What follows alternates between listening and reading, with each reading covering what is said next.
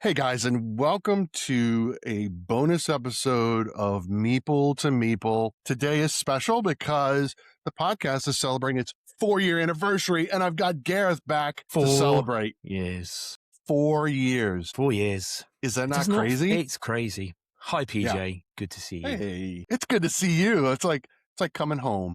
It's been 15 months. No, maybe not 30. Where are we now? June. It's not far off. I think it was January last year. I was last. It was. It was January of 25. Yeah. Yep. Life got pretty crazy, personally, work-wise. It did. Something had to give. Unfortunately, PJ, podcast got hit. Yeah. But we're here. No, bonus episode 6. Bonus episode 6. That's right. I hope that some of you get to watch this because many of you are going to be at UK Games Expo when this drops. So, and you're going. You're going, but I'm not. If this is dropping on the Saturday, I am going this year Thursday evening for the press release, and then I'm going Friday, and then rudely someone's put a gig on in Manchester that we're going to. So we are then. I might go in Saturday morning because the gig's not till like 5 in the afternoon. How far away is Manchester from Birmingham? Another 2 hours. And it's actually hours? Between Liverpool and Manchester, so it's actually a little bit to the left. Okay. Yeah. So yeah, maybe I'll pop in first thing. If I see everyone's there, I'll say hello to everyone. Listen to the podcast, or they can listen to the podcast on their drive home. Exactly. So here's what I want to ask you. I know that everyone's been talking about what they're looking forward to at UKG. I'm not interested in that. Who are you looking forward to seeing at UKG? Ooh. Yeah. So yesterday I found out that Mostly Solo is going, Erlane. I just found out like 5 minutes ago before we started recording. I was like, oh. I found out last night. So I was like, so I went to Essen with Mostly Solo, and we stayed in the same Airbnb. So that is a bonus guest. I didn't know. I think everyone else. I mean, I haven't seen Nick and Shelley for a couple of months. Yeah. So Board Game Review UK. I haven't seen Craig in forever. Get into games, and the rest of the gang, even Jenny, Lizzie, all of the OG all the people, all the OG IGs. So y'all need to do a Cajun Con meetup. We need a Cajun Con meetup. Games Expo. Yeah, I think Jenny, Board Game Family. Yeah, she posted on her Instagram a post from maybe, was it 4 or 5 years ago, which was the first Instagram meetup post-COVID. Wow. At Jim's house. And we looked 5 years younger, and just think that nobody knew each other apart from we'd been chatting through COVID on Instagram. And then all those people we're still seeing today. I love that. And that's probably my favorite thing about this whole community and this hobby, right? Yeah. Yeah. I haven't been as active on Instagram since probably the last 6 months. I still post stories and I still chat to all the people who, all good friends. Yeah. Hey, speaking of Craig, he's been on the show more than you have. How many bonus episodes has he done? He doesn't do bonus episodes. He actually does episodes. Yeah, episodes. Yeah. He churns out content though every day. I mean, he does. Yeah. I think I've done 2 posts in 6 months. However, Jenny's post recently has inspired me that I've been thinking about how do I put content back out, and I don't want to churn out the same stuff as everybody else. And there's 800 board games that most people probably haven't heard of because they're older games. So I'm going to focus on older stuff, and probably the heavier medium weight games that I do love. So I have got 6 posts lined up. Okay. I just need to bite the bullet and actually post them. I just post them. And click that button, Gareth. Come on. Instagram's changed, so I didn't know until recently that you couldn't do any more than 5 hashtags. Yeah. And that it turns out that changed 6 months ago. So I was like way out of practice. Anyway, I'm sure there's some people around who can give me hot tips. Yep.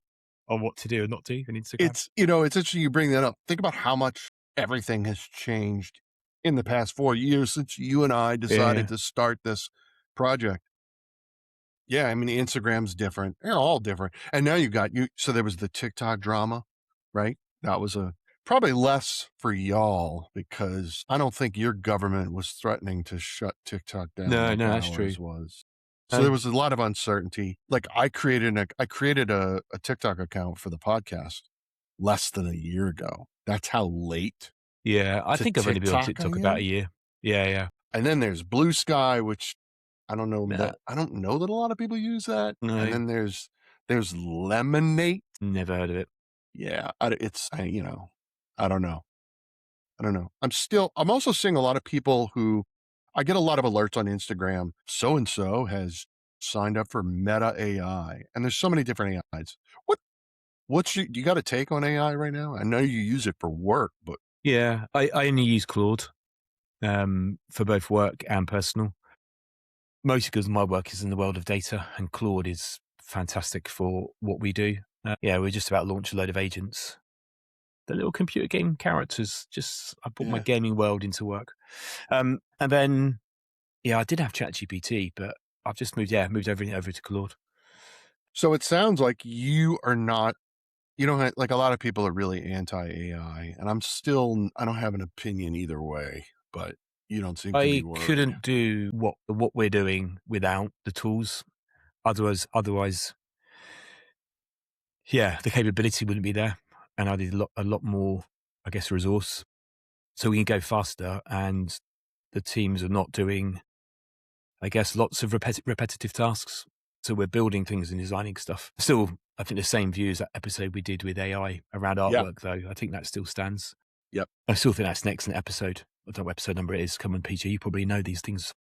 I It'll want to take say you it's out. episode 98. Man, that would be amazing if it I is. Look it up. want to say it was 98, but it's probably not. Yeah. But But it was a that good was a episode. really it Yeah. was good. We got a lot of feedback from them. A lot of people Yeah. chimed in on it. So one of the things, so Riverside, the platform that the podcast is hosted on, what I record on, I've often said that its AI is not artificial intelligence, but automated intelligence Yeah. That's a better way. Yeah. because it automated all, like you just said, the repetitive tasks. I had no idea how much work you did for the podcast before you had to step back. Yeah. I was just like, So that, yeah, you're right. Yeah. Because I'd say actually for work, we're using automated. It's yeah, automation is what we're driving yeah, more than yep, like generative yes, generative AI. AI. Yeah. Yeah. I can imagine actually, because it used to have to take the file. I think I used to have to put it into an editing, put it on my iPad, chop it up. And these days, from what you were saying, it's click, click, click, click, and it sends it all to socials. I click a button that will remove all pauses. Yeah. I click a button that will remove all filler words like, yeah. Now that's going to leave a big gap. I will admit though, the one time it worked against me, the one time that it worked against me, we took a moment of silence. This just a few months ago in January, we took a few moments of silence in honor of our now Yeah. deceased friend Goja. Yeah. And I wanted that silence in there and it deleted it out. And I'm like, and when I posted the episode, I was like, and I was watching, I was like, oh my God, it removed that pause. I want that Yeah. one in there so I could Damn. go back. So, okay, it's not perfect. But yeah, it doesn't take me very long to edit an hour-long episode anymore. hmm The most is when I use overlays. The video editing is still because it doesn't know. I mean, it'll generate stuff for Yeah. you and it's rubbish, right? Like, if you and I talk about Tapestry, the board game, I want an image of the cover of Tapestry. I don't want It's not doing that yet. No, it's No. going to show a picture of A a tapestry. tapestry. See, that's I generative don't want AI that. for you. Yeah. Not ideal. So yeah, a lot has changed in 4 years.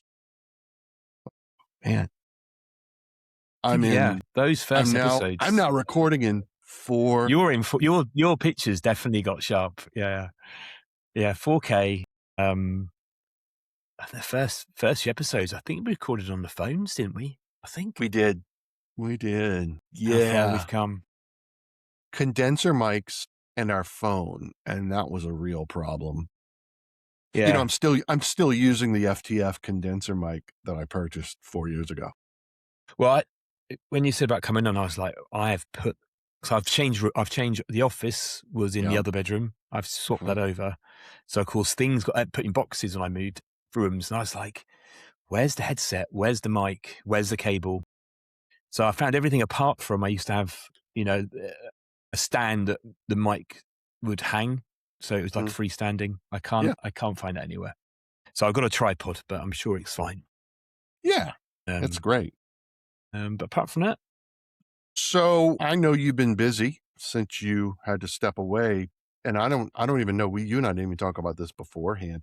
I don't know how much you've been keeping up with the podcast as a listener. That's terrible. The guy who I helped me start it doesn't listen. I don't listen to podcasts. Sometimes Yeah. I'm a music guy. Like if I am, I know. I will consume music, Yeah. hundreds and thousands of minutes of music. Podcasts. I did listen to a podcast last week, a business one. I wanted to Okay. learn about something. Hmm. So Because no, I was going to ask you if there was a moment in the past 17 months or whatever. episode 6, bonus episode 6 Episode, is going to be the best episode. bonus episode 6. This one right here. He's cheating. Okay, fine. Who's been your favorite guest since I stepped away? Man, honestly, it's the topics that I have some favorite Okay, topics yeah. and What's your favorite topic? episodes. Yeah. So I really enjoyed just recently. We talked about board games as therapy. That was a really good episode that I was proud of. I had Luke, the board game therapist, on the show, who's a mental health professional. Professional. Come on, PJ. He That's was a whole new on. job. I know, right? We talked a little bit about gatekeeping and that drama that Dennis went through a few months Oh, ago. yeah. We talked about that. That was a really good episode. Our AI episode was really good. You were still with us then. There's just been some really solid topics. I've really enjoyed lately a lot of the recent episodes. And if you listen to it before you go to UKGE, it was not this week's, but last week's episode. I've been chatting with a lot of designers in the UK, first time designers who Saw are going that. to be, What was the game? well, let's see. So there were a couple of them, but the Yeah, most recent was Questiny, that's the one. I've seen it a few Leon times. Simmons. That's it. Yeah.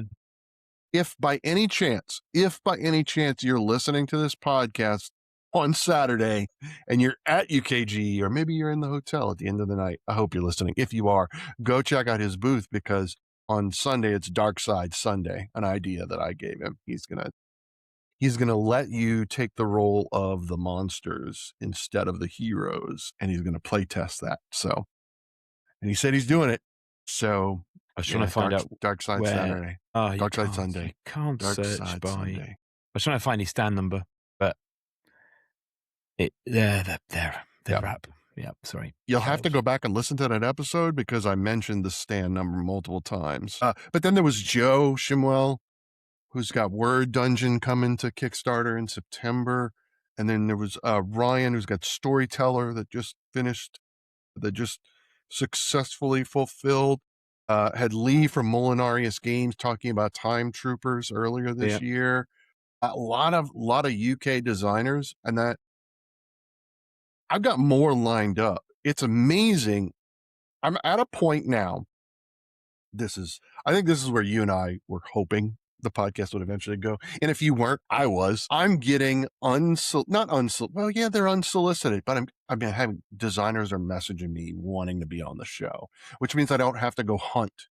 That is good. Excellent. Well done, PJ. It's coming to me. And they're all designers in the UK, which is, I'll take it. Fantastic. So yeah, it's good. cool. Yeah. It's like, okay, that's a good thing. So yeah, earlier this year I had Dana, Better Mood Board Games, on. That was a really great episode, really popular. Now here's an interesting piece. I think it was episode 150. It might have been 152, but I had Iris Crimson Board Games on the show. Yeah. That episode, we're pushing 1,000 views on YouTube. Excellent. But I can't motivate her fans to continue to watch the show. Go past. Because it's like the episode before hers has like 80 views. Then hers has got like 600 views. And then the one after it's got like 59. I'm like, okay, so why aren't they watching? I think Iris is at UKGE. I saw her at Essen. Yeah. Great member of the community. You have to give her a hug for me, please. Hopefully, I will see her at Gen Con because I am going to go for one day. We managed to squeeze it into the budget. We'll be there on Sunday. And I know she'll be at Gen Con working with Van Ryder Games, I believe it is. Okay. I know she was just recently featured in Final Girl, so I think she's promoting that. That's great. And so hopefully I'll see her and at least be like, hey, yeah. Had Ruel Gaviola on just a few weeks ago from Good Time Society. That was a great conversation. Such a delightful individual. This is really great folks. Really great topics. Relentless, PJ, relentless. Yeah. Every Tuesday. And then there's this bonus because it's been 4 years. 4 years. Anniversary. 4 years. You have a segment. Should we start with your segment? You've got some stuff prepared for me, right?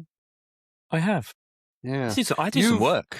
You did. You've done a lot more work than I've ever done. I think you'd say that than I ever did before. This is a segment that we're calling Forever Favorites, right?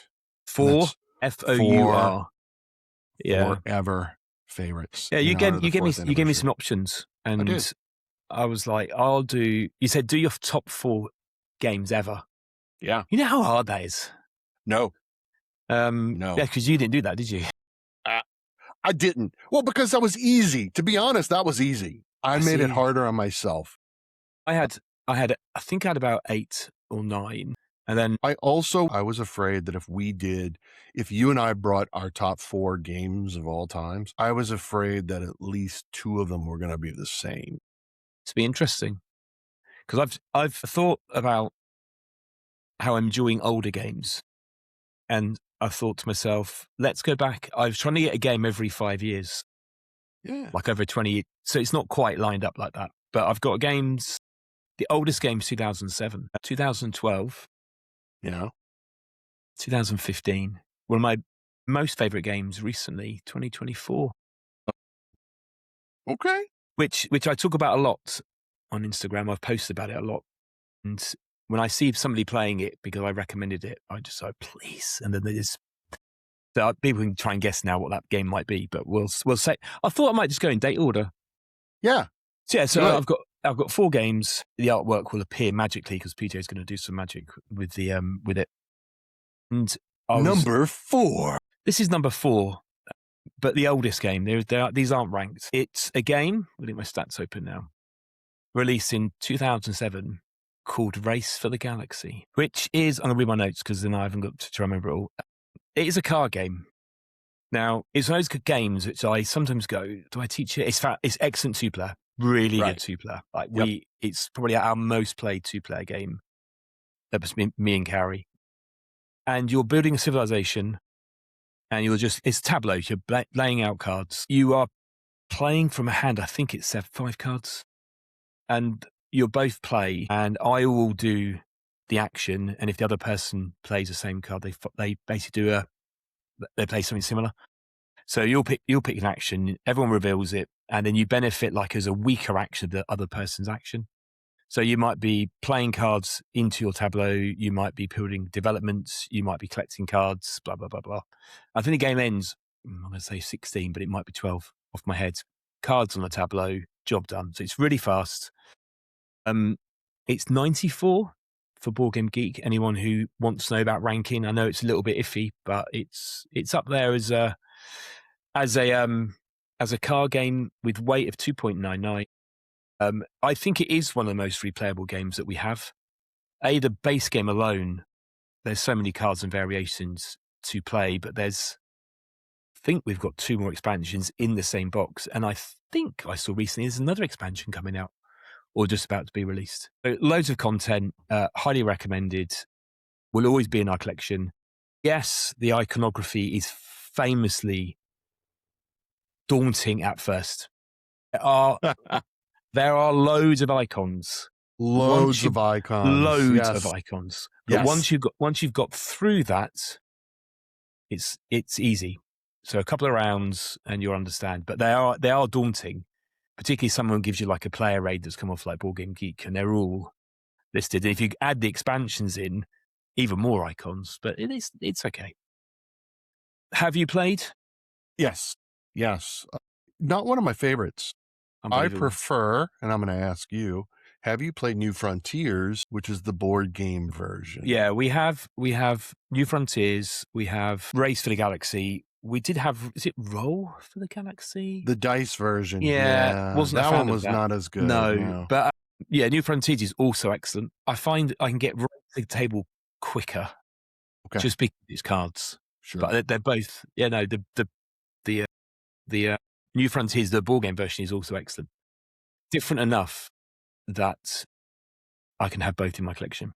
The same icons. So it's your Yeah. knowledge is transferable. You can intuitively play New Frontiers if you've played Race for the Galaxy because you're familiar with the iconography. So yeah, I do good find on you. That's a good one. That's a good that's one. 2007. That's Yeah, nearly 20 years old nearly. and still in my collection and still gets played. Let's talk about your collection. Not going to ask you how many games have I played this year so far. I'm not going to ask that. I know better. Well, I've got something to say. I think I have given you the wrong numbers in every episode you've ever asked me. And it seems that I've had forever the star in the board game stats app that only lets you see the stats for new games. So I unticked that and all of my numbers went up.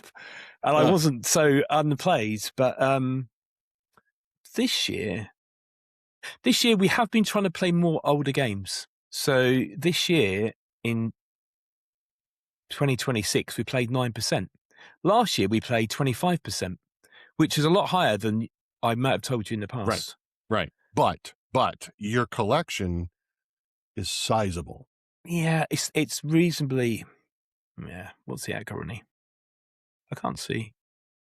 Yeah. Owned. What I've noticed, there's a trend. I don't know if you notice this as well. This year, a lot of folks are starting to reevaluate their space. Yeah, 100%. And they're not just shrinking or culling games. They're making content out of it. And I have to admit, that's rather creative. It's good. Yeah, we should. You know? Carrie is selling a lot. Yeah. So she runs eBay account. I used to sell it like on Facebook, but again, back to time, you've got to put it on Facebook. People haggle. We just put it on the eBay, and generally it sells. Maybe not instantly, but we've sold through a lot. And so you remember my floor in the games room. I do. Can I see the floor now? No, I'm upstairs, but Okay. I'll send you a photograph. It's got about 4 games on it, which have just arrived, and I haven't. But compared to there'll be, 30, 40 games on the floor. I've kept that clear. And upstairs in the office where I've got my big boxes, there is space for big boxes to go into. Yeah. So we're buying less, or we're buying. You're being more critical in what you bring in. And not doing so many Kickstarters and not doing so many game founds. The There's- games have also got smaller. That's true. That is true. The size of the games have gotten smaller. Trick-taking games take up a lot less space than a copy of Everdell. That is so true. That is so true. There's nothing wrong with being critical in a good way, right? Using critical thinking and evaluating the games you choose to accession into your collection and games you choose to deaccession. Mm-hmm. Yeah. I mean, we do it all the time. We are at 69.2% of our entire collection played this year. Not even halfway through the year. And we, after some recent acquisitions, 331 titles, unique titles. That's good work. In our collection. So yeah. The other thing, though, we don't count. We don't count in that overall count, because I think this is fair, is campaign games. Your Frosthavens, your ISS Vanguards, your Aetherfields, your Tainted Grail we talked about earlier, because those require greater time investment. They're not a hit the table and play. So you kind of put them in a different category. Yeah. So Yeah. I think I'd count those as a once. Well, last year was our most games we've ever played in a year as well, which surprised me. Now, Good. interestingly, there's a slight caveat. Take Time. Mhm. We played that a lot. It was really good with our gaming group. I better go on to number 2, as we've just segued massively from We Race to did. Galaxy That's okay. into. That's okay. So the next one is 2012. 2012. 73 on Board Game Geek rank. Weight 3.66. So slightly more complex. And you guess it? I have a guess. I think it's viticulture. Okay. Roughly same age, though, I think. Mhm. 12. Mhm. Zolkin, the main calendar. Oh, yeah. I sat there and went viticulture or Zolkin. And now we've got the. See, I knew it. I was close. You were close. You were close. And I think viticulture was there for a long time. Now we've got the Bordeaux board, as we have that here, but I've not played it, which I think would give it a new lease of life. I think Viti we played a lot, and you've got to play Tuscany. But I was like, which game do I still enjoy? Would get the table out of the two. Zolkin got pipped. Obviously, worker placement twist. If you haven't played it, 5 cogs at each temple. You put your worker on, and time passes. And the longer it passes, the more powerful the action it becomes. Corn, wood, Yep. resources. Standard resources, yes. Theme-wise, always been a bit of a fan of Mayan culture. I'm not sure there's many other games that have got cogs, which I'm about to backtrack on massively because I've just bought one. I now need to go and look at my games collection. Hang on.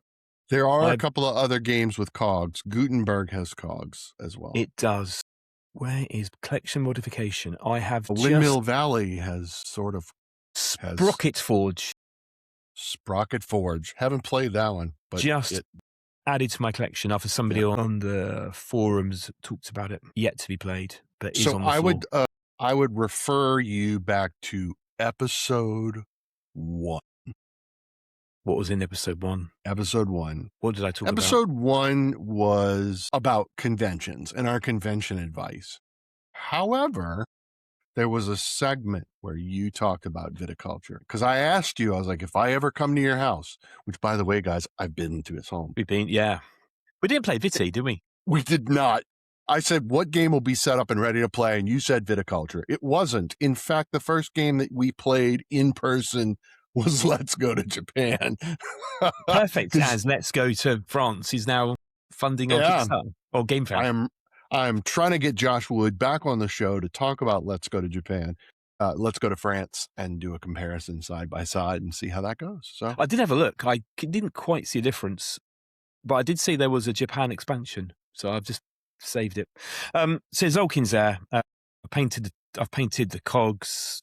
You did? Little, yeah, Okay. I painted the cogs. I've upgraded. There's little temples on it. But yeah, it's a game that's I wouldn't get rid of. I sit there often going through lists and cull, what do I keep? Might cull that. That never gets stopped. So that's interesting. You and I have very different takes on Sulkin. Very different takes. We sold it. 2-player or 3-player or 4-player? All of the above. Did you? Oh. Mm-hmm. We sold it. I love it. We sold it just recently because the rule book is just a real nightmare. And if you don't play it regularly, you forget. And so you try to refresh and you can't. The rule book was horrible. It's very much a product of its time. Yeah. It's, the rule books have really become more streamlined in the way that they present the information and organization. And we were like, it takes too much work to hit the table, so we sold it. Gotta go. It used to sit in the CGE collection right here behind me, but it's not there anymore.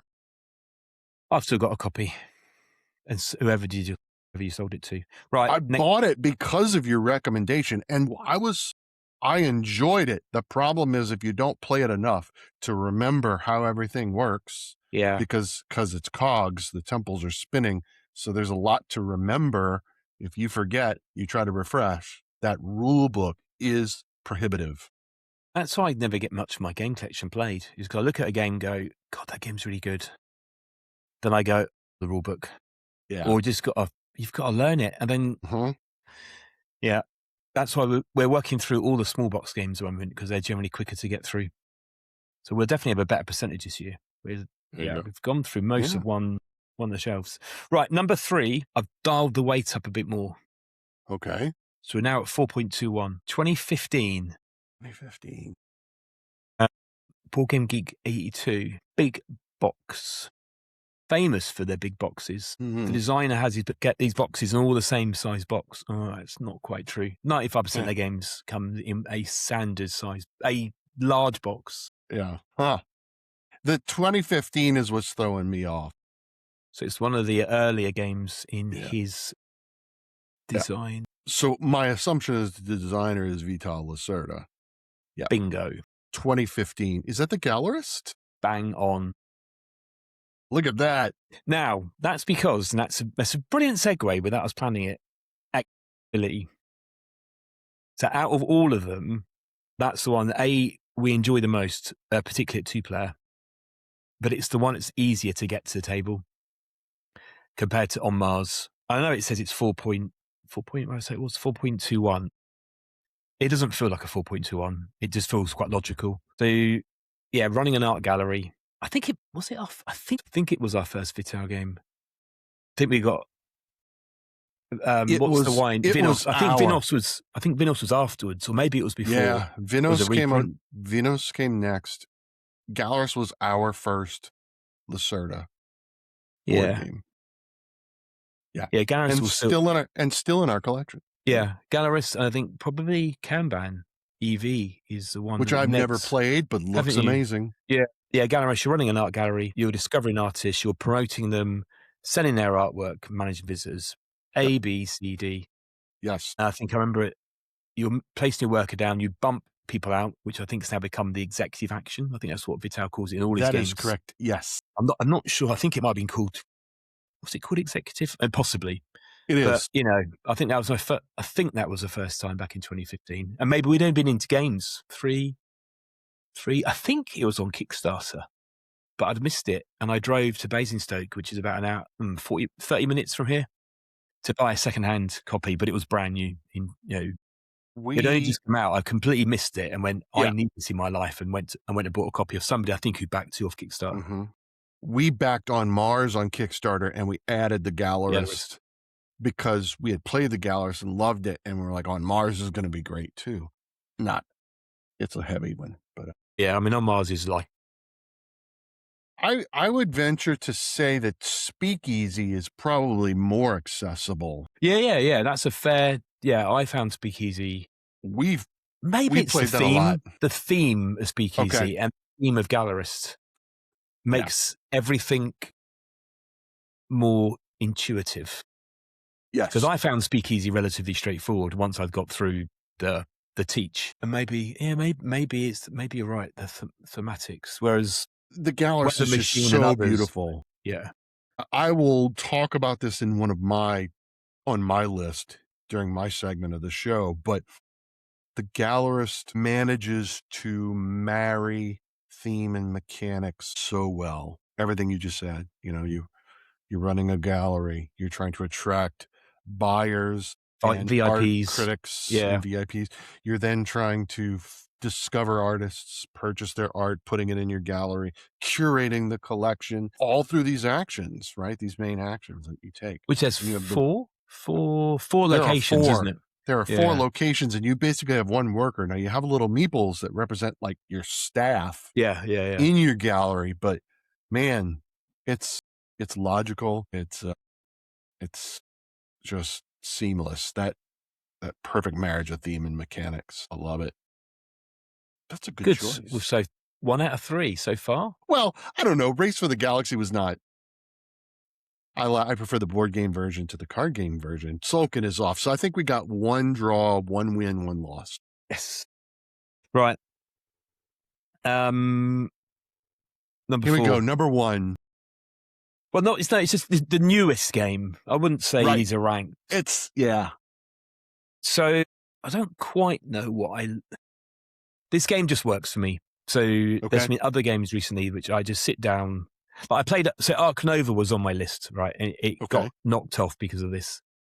Now, I love a game of Art Nova because I just can do stuff and I'm trying to make the win and I'm squeezing out points and I'm trying to find a way through and then adjusting your strategy.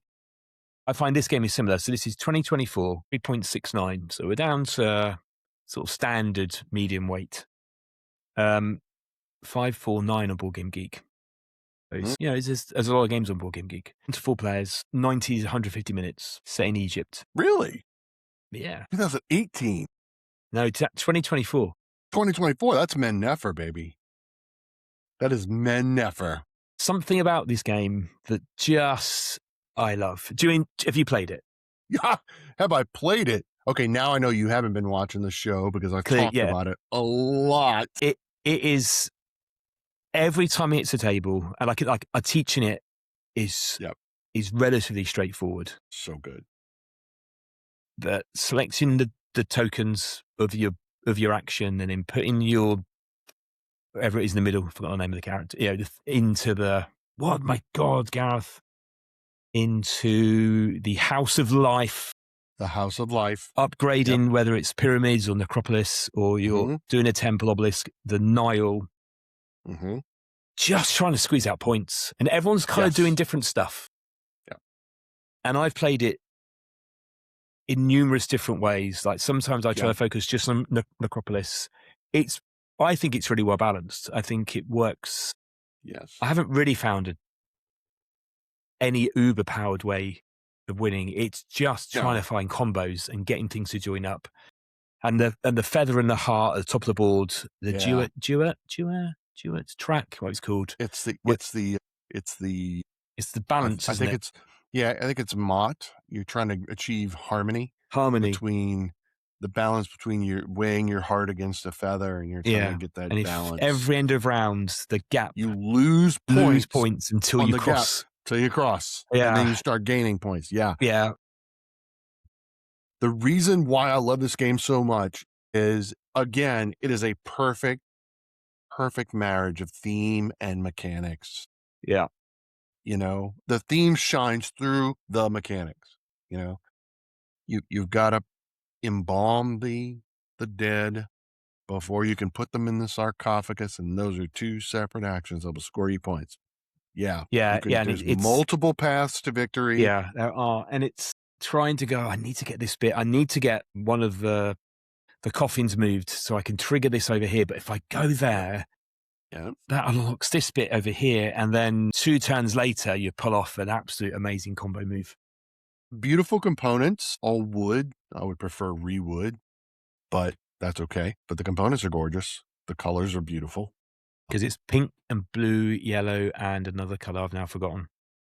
But they're bright, aren't they? They're really bright compared to the beige. The beige, there's a lot of beige going on. It's not red, green, blue, and purple. It's like pink and a light blue and a light yellow. And yeah, absolutely.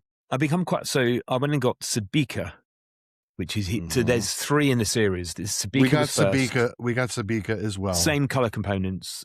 Yes. And that's a Rondel game, which again I was a fan of. And then at Essen, Devere released Covenant, which I enjoyed on the second play. Okay. But it's in my for sale pile. Covenant? Yeah. Because something about Sabika and Menaph, and the next game he's releasing, I believe, is the 3rd. So I'm really looking forward to that 3rd game. Covenant just didn't, as while I really did enjoy the first couple of plays, something, I didn't put a finger on it, just felt, it wasn't the same production of vibe as the first 2. It was drop the mic. That's why I mic. That is why you need a boom. That's why I needed arm. the props. That's something different about it compared to Covenant, which feels a very Devere. It's all very pretty. Yes, but so his first 2 games I love. I'd recommend trying out Sabika. Yeah. Yes. But yeah, Menaph is up here as, I'd say, one of my favorite games in the last 2 or 3 years. Just someone says you want to play it, I'm like, yep, get it to the table. I really like that 3 out of the 4 of your games they predate the podcast, right?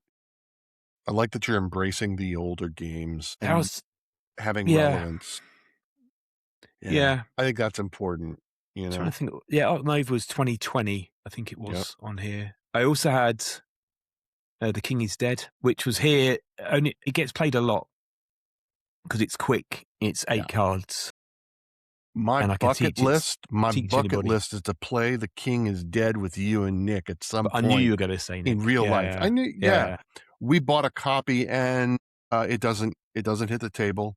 Playing it at 2 players is it's kind of flat. 3 works Yeah, and our really local well. game group just really weren't into it, so we Really? sold it. Yeah.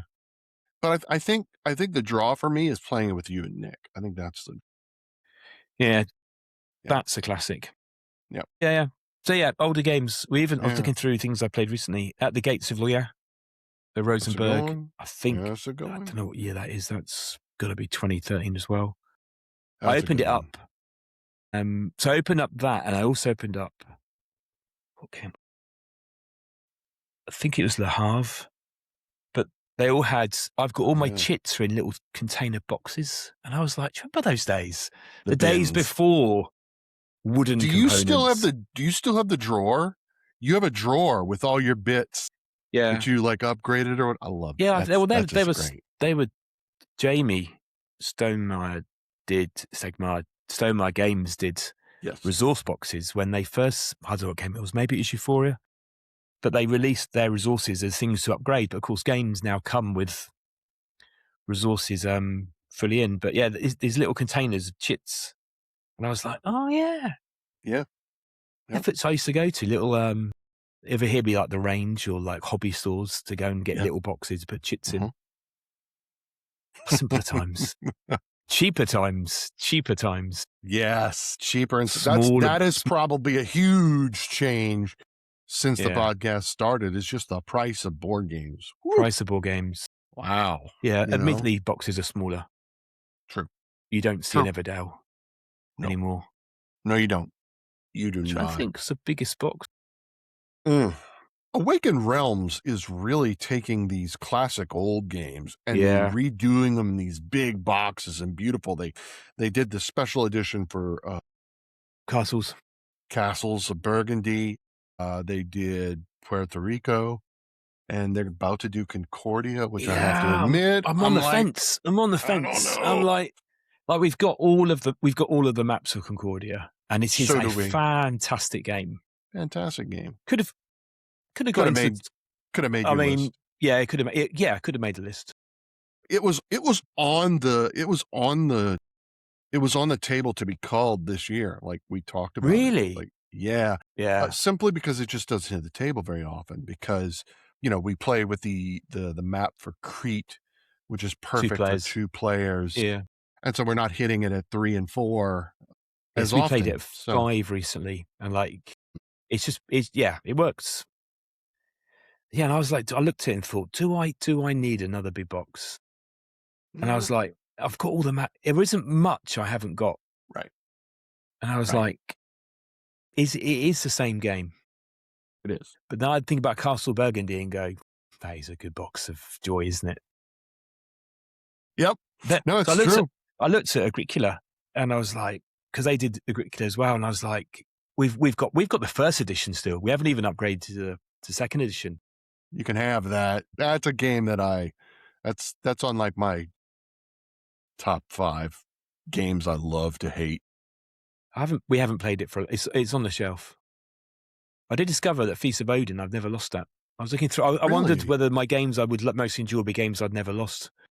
I was just curious last night. So it's everything I've always won that I've played Feast of Odin a lot and I've never lost. So in your absence, you've been playing a lot of older classic games, and I love that.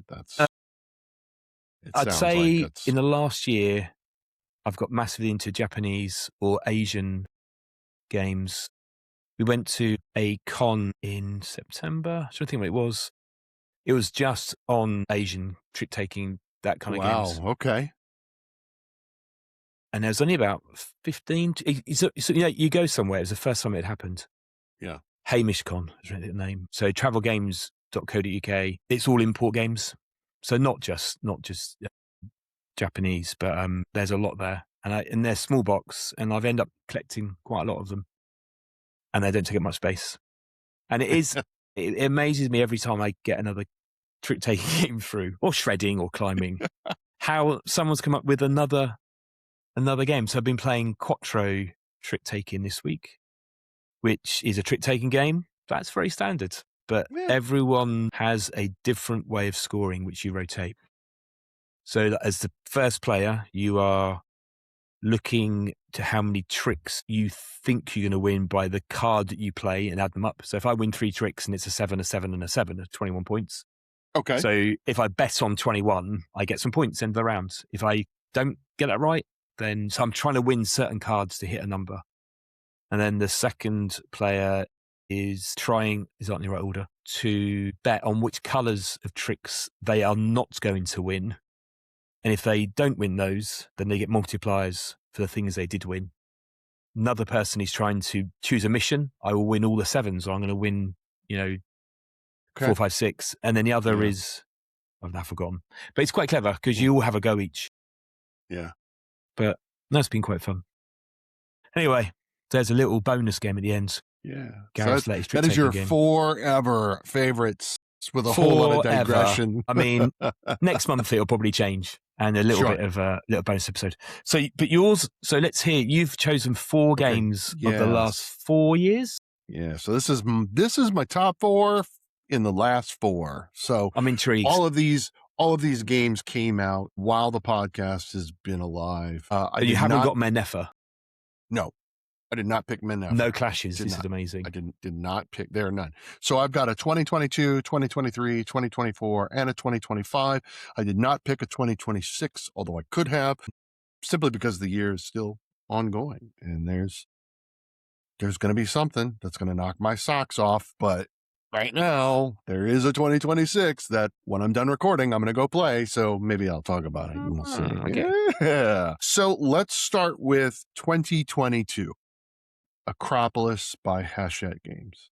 Solid. I mean, yeah, it is the quintessential, with the exception of Carcassonne, the tile placement, but not just the tile placement, that tile layering. Yeah, right? Layering. Yeah. Stacking. Yeah. And it's, the Acropolis of Athens in ancient Greece. So that hits Katie and I's wheelhouse. Tick on the theme as well. Yeah, we love the theme. But beautiful scoring. Love it with the Athena expansion. Mm-hmm. It really enhances the gameplay so much because it gives me something and I like to think it gives all players the same thing, something to work towards rather than I'm just trying to score points, which admittedly that's all you're trying to do. But I feel like there's a purpose. Like I want to get, for one, I want to get the statue built. I do like the whole the scoring mechanics and then the bidding, trying to get that color or colors that you need to score. And that the colors score differently, which we see that as well, right? You want to keep these on the edge of the map, but you want to keep these away from everything else. You want these to be completely circled.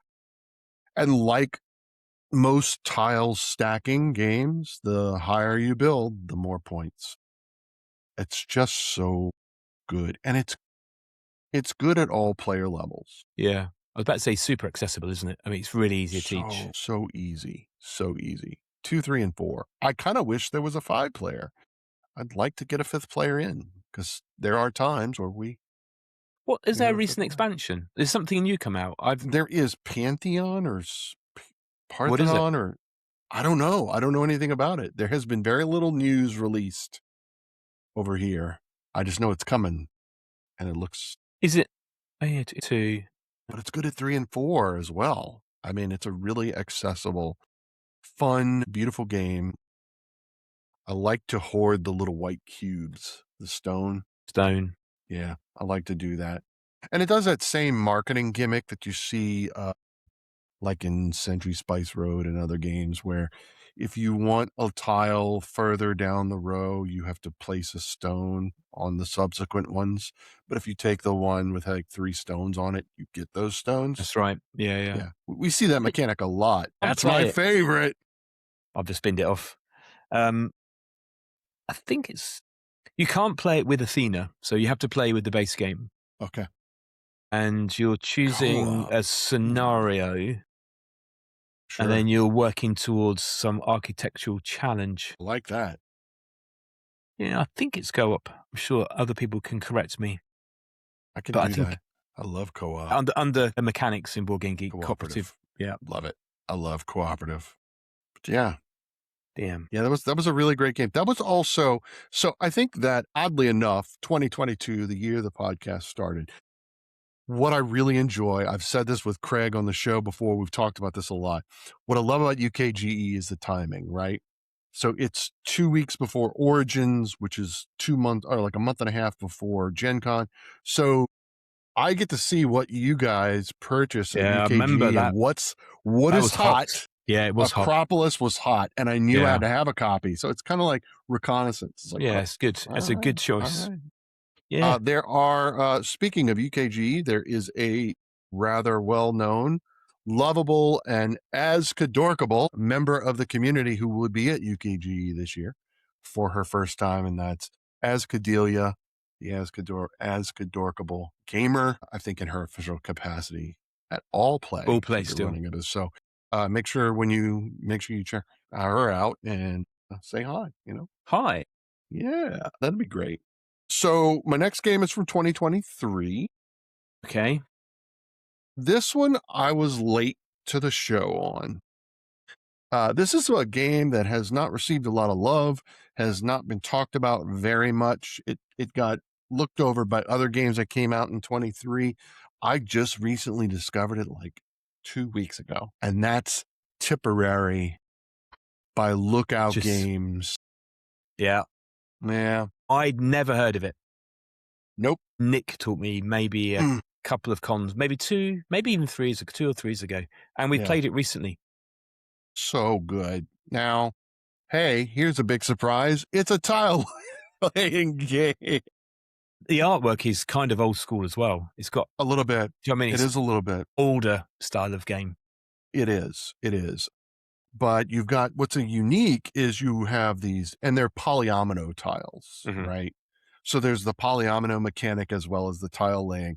And you don't stack, it's all flat. We each have the same shaped tile in front of us with our little distillery, which is a track there with a little wooden barrel that if you connect the right squares together, like the fields touching the distillery, you get to move it up on that track. And I think there's 3 times where you get to put a wooden sheep out in the field as you go up that track. You're trying to surround the main tile. But the beauty is there are 2 tiles in 5 sections in front of you with like a spin wheel in the front. So we all take turns. It's my turn. I spin the wheel, and whichever section my shield or coat of arms is facing, I get to choose from one of those 2 tiles, and you get to choose from one of yours, etc. And then we refill, and then we spin. You spin, and we do it It's pretty again. quick. It's a quick. 12 rounds. Yeah. It's very simple, but yet there's so much complexity and strategy because, do you want to go with the most sheep connected orthogonally? Do you want to go with the distillery scoring? Do you want to get the ruins? There's a lot of cool things. And that game just blew me away. Both Katie and I were like, this is amazing. And I had no idea how old it was. It's in the last 4 years, but so good. I don't think I knew it was, I think I thought it was an older game. Mm-hmm. If you had said to me, I mean, we just played it, but even I can see it's in top right of your, behind you. Right here. It looks like an older game. Yeah, it does.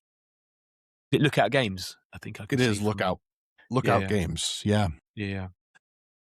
Yeah, I love a good tile layer. So Yeah, everyone should play it. It is definitely worthy of hitting a table. absolutely. It needs more attention. It needs more love. So check out Tipperary by Lookout Games 2024, which is not Menaph. I intentionally didn't choose Menaph because I've talked about it so much on the show. And my next game for 2024 does the same thing that other games you've mentioned do, and it marries the theme. It marries the theme and the mechanics so well. It is probably, in my mind, the best worker placement game I've ever played. And you only have one worker. And that worker is you. What game is this? Yeah. And it's a game that you've never played, Gareth. What is it? It is Rock Hard 1977 by Devere. Devere Games. Yeah. Yes, I would also reference you I back to episode 143 of You the did it. I podcast, remember where I seeing I interviewed Jackie Fox, the incomparable and ultimately famous Jackie Fox. I don't, because I remember it coming up, and obviously I like my metal. Mhm. I don't quite, whether it just didn't land, I just don't remember seeing a lot of hype about it. Or did it? Was it? Did it? It looked really good, but I just didn't, I've not, don't think I've known anybody who's got a copy. But now I So, feel like I have to play yeah, it. I don't know. If my suspicion is Devere did not do a successful job in marketing it over in the UK. I think there was a huge American market because Jackie Fox it's an American member of the Runaways, classic American rock and roll, an American Okay. musician Yeah, who's okay. designing an American game. That's my guess. And That makes that's just sense. PJ talking. Yeah, yeah, yeah. Yeah. This game is solid. So the board in front of you is divided into daytime, nighttime, and after hours. And there are actions you take, but you can only take one action because you're the worker is you. You. You're taking the role of a musician. You start with a job, and depending upon your job, you might have to go to work during the day. And if you don't, you get you get a token. And if you get three of them, you lose your job and you get fired. But that's your source of income, and everything costs money. You got to hire roadies. You got to go on podcasts. There's a space where you can put your worker. You go on a podcast to promote your band or your But you music. have only got one worker. You So, only have so is it put out and then move around the board? You generally go to yeah. different. So you've got there's three sections. So we all in turn order place our worker in daytime, and then we do a nighttime, and the Mhm, nighttime is all gigs. Right? There's small venues that you can go to and play music quickly mhm. that will get you, they'll give you a reputation or fame or anything like that. And then there's like these bigger arenas, and there's one big arena at the end. This gives you victory points and money and reputation, but it requires that you have one or two or three roadies. It requires that you have written songs because you've got dials on your player mat, which is an amp. Nice. You got your reputation, your songs, but so you need certain numbers of songs, certain number of reputations, so forth and so on throughout the course of the game. And yes, Gareth, before you ask, each dial does go to 11. Love it. I've just added it to my wish list to go, and may pick up a You copy. you absolutely need it. You absolutely Mhm. need it. And I also say the interview with Jackie Fox was fantastic. I recommend people going to it. You had asked me earlier. This is an episode that's starting to pop into my head now. Jackie is a firm believer in selling your games to an established publisher. She does not interested in crowdfunding. So GameFound, Kickstarter, a lot of designers say the reason they chose Kickstarter, GameFound, etc., is because they want to maintain control. And her argument is you still have control. You may not have 100% control, but you can negotiate your kind. And she Mhm. goes into detail because after her career as a rock and roll bass guitarist, she became a lawyer. So she knows, right? If you're a designer or you're thinking about publishing a game, you really should listen to that episode and Mm. just listen to Jackie's perspective Yeah. on that. Yeah, so it was a really good episode. But again, it marries the theme and the mechanics so well because the actions you take all make a logical progression. The one worker, one, so you can't do everything. I really love that. I feel like I'm actually a musician in the Yeah, yeah. It 1970s. does sound really good. It's so good. Okay. So good. So yeah. The last one is 2025. It's another one that we just recently discovered, but it's just a little over a year old. It is a two-player only exclusive game. In my mind, if you play this game and own it, you can sell Everdell, you can sell Everdell Duo. They will never hit your table ever again. Interesting. Everdale's on my This sale list. this Time for it to go. game, yeah, this game is fantastic, and it is a wild venture by Ooh. Pika Games. Left. You've done this on purpose. Yeah. Not Yes. played it. Tell me more. Or tell us more. Yeah, so the theme is that you are either a frog, a rabbit, or a crow hero. You take on one of them. So you have 3 different heroes you could play as. And you got this beautiful little wooden component. There's a small board in front of you that represents like this when you go on adventures. So you're in your village. You are trying to be a role model and an inspiration to the younger animals in your village by doing good deeds, by recycling, by feeding the village, doing things to better the village. And you do that by building a tableau in front of you, very similar to Everdell. Here's where it deviates and gets really exciting. When you play a card in your tableau, you put a certain number of tokens, energy tokens on those cards, and then you want to activate those cards to gain points and take the necessary actions to enhance your reputation and remove them. Because when a card has no tokens left, you then tuck it under a scorecard and you Okay. score. So instead of, oh, let me build a beautiful tableau that scores me all these points and they stay on the board, you put them out, you activate them, and you want to tuck them behind and Okay. score. And you want to build a tableau only to watch it vanish. And you've got villagers and buildings. Those are the 2 main types of cards. And gear. So there's 3, I'm sorry. And they're either going to be rabbits, frogs, or crows. And buildings will be multipliers at the end of the game. You want a certain number of rabbit, frog, and crow cards in general tucked at the end of the game. It's incredible. It's only It 2 is player. incredible. It is only 2 player. Okay. But there are 3 characters that you can play just for a bit of Mhm. replayability. There's just enough. And how does it end? Is it turn-based or is it? Yeah, it is. It's when the deck runs out. So that's Okay. your timer. Yeah, yeah. Right. Because you have a deck Timer. of cards Yeah. that you draw from. And you don't necessarily draw. You only draw cards if you activate a card or play a card that allows you to draw a card. So it's not like your standard draw 1, play 1 or something like that. You may not draw cards at all, but it's the tokens. You have money tokens. If you flip them over, they also serve as your energy tokens. So you don't have like 2 sets of tokens in the box. Mhm.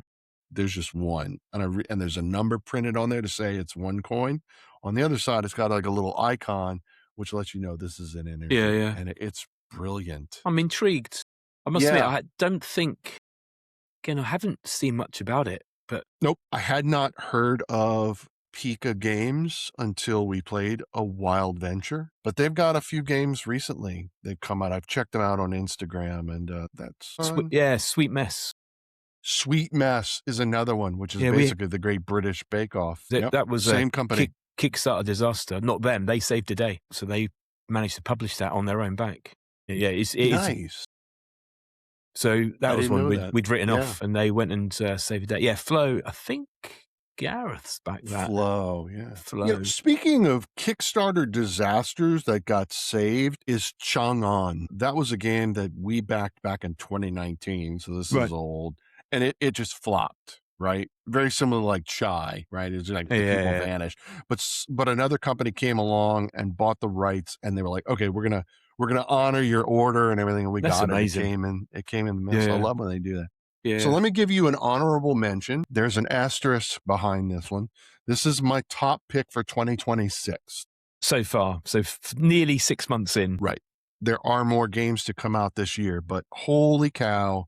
And that's Nippon Oh, by Crowd Games. 100%. Y'all, in fact, I'm about to play this when we're done recording. It is my Menaph for 2026. Yeah. Now, I hadn't played the original, and Neither had looking I. back, I don't quite know why, because it's been around like 20. I'm gonna say 2018. 20, yeah. 20 is or it older. It could have been, I don't know, 10 years? Was it like a 10-year anniversary or something? I don't know.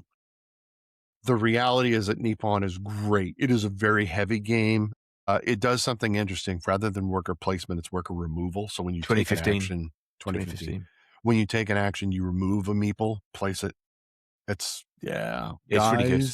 It's Yeah, yeah. I think you've played it maybe 5 times, which is a lot. We played it like every Yeah. Friday, and We every time I we play only it, played half. We only played half the game because we were at Geekway. It was a play and win okay, library, yeah, and yeah, this is a long 4-hour yeah. plus experience, and we just couldn't devote that much time. Thank you to our friends who played it with us and were very patient with us when we were like, "Let's get to this point and quit." And I think they wanted to keep playing. They So were I've very not. gracious. We played it 3. We played it 4. I've not played it 2. So let me know how 2 is. Okay. I believe it's Yeah, fine. I we believe it's played it at fine. 4, so we're gonna play it at 2 today, and that's gonna be great. Yeah, yeah, And yeah. yeah. Recommended, highly recommended. And Again, so an older game. I don't think yeah, there's a huge amount of stuff. They've just fine tuned it. and it's beautiful. It's just a beautiful game. The Yeah. board, the game pieces, yeah. So for all of our friends at UK Games Expo, if you decide to listen to this on the ride home, if you've got an hour-long train ride, you're golden. If you got an hour-long drive, you're good. But I can't fill up 2 hours, although we tried. We broke an hour, so. It's pretty good And going. and listen to Gareth and I, like, go on tangents and just catch up because we haven't had a proper chat In in over a year. over a year. Yeah. Yeah. It's a solid choice. It's a good, Yeah. yeah. I reckon that Yeah. might still be there. End of the year. I suspect it will be. Yeah. There isn't much jumping out of me coming out. Not really. Not really. No. But there's, stuff in the works. Right. I've got nothing really lined up for UKG games collection wise. Good. Oh, That means that you can there's spend time with Sassy people. Sashi. Yeah, there's a couple. Oh, I forgot what it's called now. There's a new Sassy Sashi game, and there's a couple of other small box games I want to try and pick up. Yeah, last year there was. I mean, not it was Fate of the Fellowship and Battle of Hoth were the two, Oh, those are good. Those are good. which I remember. I think they might have had an early release of Fate of the Fellowship because people were running to get one in the morning. It's co-op and it's Yep. It's good. It's not good. played it. I love Lord of the Rings, but it's pandemic and It is. It is. Oh. It is pandemic. I'm not a Lord of the Rings fan, but I love cooperative games. So I kept calling everything the wrong. It's a very cool game. It's a very cool game. So is Battle for Hoth. That's an amazing good. 2-player experience. Yeah, we played that 4-player. It I might played it be with the Dan best last year. It might be. Did you get two boards? You got 2 copies? No, we just and you did played it at a 4-player? 2 players. Yeah, just played Okay. one standard 1-on-1, but we played it 2-player, just Okay. taken as a team. It was It good. might be the best Star Wars game out there right now. I still think Rebellion. You got Rebellion? Rebellion has got the open rule book and go, I have no memory of this place, picking up a Yep. Lord of the Rings quote. Yep. That's a challenge. Yeah. Battle the Hoth, I can get on the table and within 5 minutes we're ready to go. Yeah, I can play that. I'm trying to think what to play today. It's a hot day today in UK. Yeah. Okay. You're going to get 30 or 32 degrees. What are you? I think they're saying it was maybe up to, what is it here today? It says it's 30 at the moment. Max is 32. 32. Yeah. Yeah, it's hot enough. So for our friends in the US, that's the 80s Fahrenheit. Yeah, but it's like UK heat. Once you humid. know that it's different, hits hard. It does. Right then, PJ, thank you for the invite. I'm glad Thanks I got for coming. bonus episode 6. Yeah, bonus 6. Have to do a follow up. Yep. Yeah. And talk about what I saw at the UKG for. And now I've had to say I did a year 2 years ago, didn't I? Because we had to go to a family thing on a Saturday, so I did. But yeah, I did a lot of press stuff that year. But this year there's a little bit, but I'm trying to enjoy. Otherwise, you've crammed too much in. You cannot. You'll be rushing around, and I think it's big. It's bigger than ever this year. That's what I keep telling folks. If anyone is there, come and say hello. If you see me on Saturday morning, if you listen to this, which you probably won't, so it was good that if you are listening to this, if I said hello, thanks for saying hello. It was good to see them. I think that's how it works. I love that. Maybe next year. I don't know. Maybe Well, you come here. UK. Yeah, we're probably going to, our plan, because it got all out of whack this year, next year is our return to the UK. Okay. Will that be the same time as UK Games Expo? Maybe. More likely, it'll be late September. We're talking about Tabletop Scotland in Edinburgh is Okay. what we're It's supposed to talking be a really about. nice event. Yeah, it's Yeah. supposed to be nice. Yeah, very nice. With a lot less pressure to go and see, and we can just, like, sit and be with people. Yeah, yeah, yeah. Yeah. Yeah, it's good. So, I don't know. We'll see what happens. That's a year away. A lot of things could happen. I never yeah, never take it for granted. You're never quite sure Yeah. Never. Mm-mm. what might happen next. Yep. Well, Gareth, Cool. thank you so much. No, thank you, PJ. It's good to see you. Been a pleasure. Yeah. Checking out. You got it. Guys, as always, remember to hit the like and subscribe button, post a comment. We need that for the algorithm, that pesky algorithm, and be kind to each other. And let's play more games.